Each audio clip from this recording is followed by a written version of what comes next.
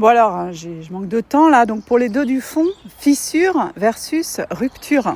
Voilà, je ferai peut-être quelque chose de plus long. Je rappelle que les membranes sont constituées de 2 poches, parfois 3, qui ont d'ailleurs des vertus cicatrisantes, antiseptiques et des capacités d'autorégénération assez merveilleuses et qu'elles sont utilisées en chirurgie oculaire notamment. Voilà.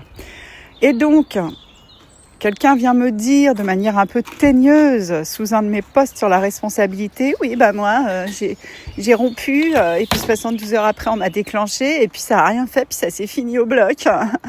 Et en fait, c'est exactement ce que je disais. Tu n'étais pas préparé, voilà. Donc, si tu avais croisé mon chemin avant et que tu avais un peu écouté, plutôt que de suivre des contes de moutons bêlants, tu aurais compris que la fissure et la rupture, c'est pas la même chose.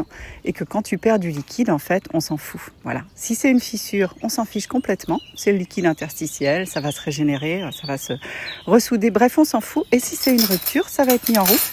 90% des femmes auront accouché dans les moins de 72 heures et l'OMS recommande de ne rien faire, d'être juste dans l'observation, vérifier que bébé va bien, tranquille, mais rien faire pendant 96 heures. Voilà. Donc tu t'es fait arnaquer par les protocoles et tu viens baver ton ignorance sur ma page, c'est très très pénible.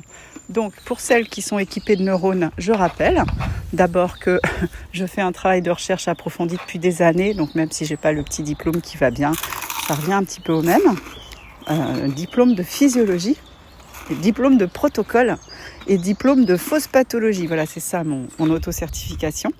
Donc, fissure, rupture, c'est pas pareil. Quand on perd du liquide, on s'en fiche. La preuve en est, c'est que quand tu perds du liquide à 22 semaines ou à 26 semaines, tout le monde serre les fesses. Alors là, j'entends déjà les sages-femmes dire « Ah, mais ça va pas de dire des choses pareilles, c'est dramatique, une rupture à 26. » Oui, une rupture à 26, c'est dramatique.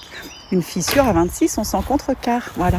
Et donc, qu'est-ce qui se passe quand on fissure à 26 ? On serre les fesses, parfois on mange un peu d'antibiotiques et on se rend compte que finalement, ça ne coule plus, que tout est rentré dans l'ordre.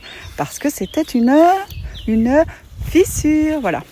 Et quand c'est une rupture, là effectivement, une rupture à 26, ça on est sur de la pathologie, ça va plus du tout, ça arrive, dans ces cas-là on s'en remet à la médicalisation.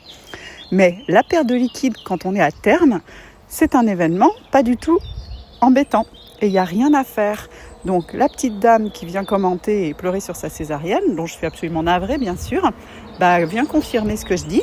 Si elle avait croisé mon chemin avant et si elle m'avait fait confiance, elle ne serait pas allée se faire déclencher pour sa fissure. Elle serait restée tranquille en attendant que son bébé décide de venir au monde. Voilà. Tout le monde a bien compris, fissure, rupture. Excusez-moi, je suis très cynique, désolée.